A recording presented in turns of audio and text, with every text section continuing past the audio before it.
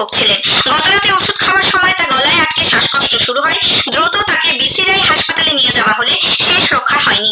দেহটি ময়নাতদন্তে পাঠানো হয়েছে। উল্লেখ্য, গত শুক্রবার ওই প্রতিষ্ঠানের রাজেন্দ্র প্রসাদ হলে একটি ঘর থেকে মেকানিক্যাল ইঞ্জিনিয়ারিং এর ৪র্থ বর্ষের পড়ুয়া রিতম মণ্ডলের ঝুলন্ত দেহ উদ্ধার হয়। এই ঘটনায় সুপ্রিম কোর্ট স্বতঃপ্রণোদিত মামলা গ্রহণ করেছে। ঘটনার পরই দ্রুত পুলিশকে খবর দেওয়া হয়েছিল কিনা প্রতিষ্ঠানের কাছে তা জানতে চেয়েছে সর্বোচ্চ আদালত। প্রসঙ্গত, চলতি বছরের প্রথম 7 মাসেই আইআইটি খড়গপুর ক্যাম্পাসে 5 জন পড়ুয়ার মৃত্যু হয়েছে। পড়ুয়াদের নিরাপত্তা আরো বাড়াতে সিবিএসই তার অনুমোদিত স্কুলগুলিতে অডিও ভিজুয়াল রেকর্ডিং সহ উচ্চ ক্ষমতা সম্পন্ন সিসিটিভি ক্যামেরা বসানো বাধ্যতামূলক করেছে। নতুন নিয়ম অনুসারে শৌচালয় বাদে স্কুলে প্রবেশ ও বেরোনোর পথে করিডর, সিঁড়ি, শ্রেণীকক্ষ, ল্যাবরেটরি, লাইব্রেরি, ক্যান্টিন, খেলার মাঠ এবং ছাত্রছাত্রীদের ব্যবহৃত অন্যান্য স্থানগুলিতে এই ক্যামেরা লাগানো হবে। এর মধ্যে ন্যূনতম 15 দিনের রেকর্ডিং সংরক্ষিত থাকবে। সসম্মানে চাকরিতে পুনর্বহালের দাবিতে আজ থেকে দিল্লিতে ধর্নায় বসছেন চাকরি হারানো যোগ্য শিক্ষক শিক্ষিকাদের একাংশ।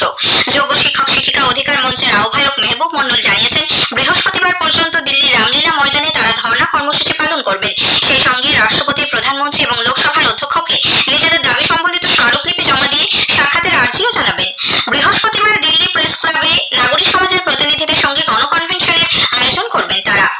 এদিকে স্কুল সার্ভিস কমিশনের নতুন নিয়োগ পরীক্ষায় আবেদনের সময়সীমা গতকাল শেষ হয়েছে। প্রায় 6 লক্ষ পরীক্ষার্থী আবেদন জানিয়েছেন বলে এসএসসি সূত্রে খবর। তৃণমূল কংগ্রেসের শহীদ সমাবেশ থেকে ফেরার পথে বর্ধমানের নবাবহাট এলাকায় পথ দুর্ঘটনায় এক ব্যক্তির মৃত্যু হয়েছে। পশ্চিম বর্ধমানের কাকসার দিহিবেতা গ্রামের বাসিন্দা বছর 72-এর মধুসূদন পালকে রাস্তা পারাপারের সময় গতকাল দুর্গাপুরগামী একটি যাত্রীবাহী বাস ধাক্কা মারলে ঘটনাস্থলেই তার মৃত্যু হয়। এদিকে পুরুলিয়ার মানবাজারে বিয়েবাড়ি থেকে ফেরার পথে একটি পিকআপ ভ্যান নিয়ন্ত্রণ হারিয়ে উল্টে গেলে একজনের মৃত্যু হয়েছে, আহত একাধিক। গতকাল মালবাজার লালপুর রাজ্য সড়কে এই দুর্ঘটনা ঘটে। মালদার কর্তিপাড়া এলাকায় এক ব্যবসায়ীকে গুলি করে 3 লক্ষ টাকা নিয়ে চম্পট দিয়েছে দুষ্কৃতীরা। আশঙ্কাজনক অবস্থায় মনোজিৎ মণ্ডল নামে ওই ব্যবসায়ী মালদা মেডিকেল কলেজ হাসপাতালে চিকিৎসাধীন। গতরাতে গাজল থেকে গাড়ি করে বাড়ি ফেরার সময় ওই ব্যবসায়ীকে লক্ষ্য করে 4 দুষ্কৃতী গুলি চালায়, তার গলায় ও পিঠে গুলি লাগে। মালদা জেলা পরিষদ ভবনে আজ সকালে আগুন লাগার ঘটনায় চাঞ্চল্য ছড়ায়। ভবনের 3য় তলায় ইঞ্জিনিয়ারিং বিভাগের ঘর থেকে ধোঁয়া বের হতে দেখা যায়। দমকলের একটি ইঞ্জিন ঘটনাস্থলে পৌঁছে আগুন নিয়ন্ত্রণে আনে। বহু নথি আগুনে পুড়ে নষ্ট হয়ে গেছে বলে আশঙ্কা করা হচ্ছে। শর্ট সার্কিট থেকে এই অগ্নিকাণ্ড বলে প্রাথমিক অনুমান। বীরভূমের নলহাটিতে প্রায় 96 কেজি গাঁজা সমেত 3 জনকে আটক করেছে পুলিশ। গোপন সূত্রে খবরের ভিত্তিতে গতকাল তল্লাশি চালিয়ে একটি পিকআপ ভ্যান থেকে এগুলি উদ্ধার করা হয়। এ রাজ্যে মৌসুমী অক্ষরেখা দীঘা হয়ে উত্তর পূর্ব বঙ্গোপসাগর পর্যন্ত বিস্তৃত রয়েছে। এদিকে সক্রিয় রয়েছে মৌসুমী বায়ু। এর ফলে আজ উত্তর ও দক্ষিণ 24 পরগনা, 2 মেদিনীপুর এবং ঝাড়গ্রাম জেলায় বিক্ষিপ্তভাবে হালকা থেকে মাঝারি বৃষ্টির সম্ভাবনা। আলিপুর আবহাওয়া দপ্তরের বিজ্ঞানী ডক্টর সৌরিশ বন্দ্যোপাধ্যায় আকাশবাণীকে জানিয়েছেন, বৃহস্পতিবার উত্তর বঙ্গোপসাগরে একটি নিম্নচাপ এলাকা তৈরি হওয়ার সম্ভাবনা রয়েছে। এর ফলে আগামীকাল থেকে বৃষ্টি বাড়বে উপকূলীয় জেলাগুলিতে।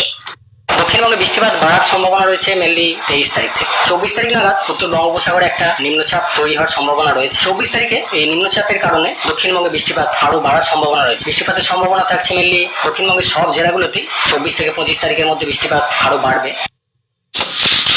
টানা 4 দিন তল্লাশির পর পুরুলিয়ার টামনায় কংসাবতী নদীতে স্নান করতে নেমে নিখোঁজ কিশোর বিকাশ দাসের দেহ উদ্ধার হয়েছে।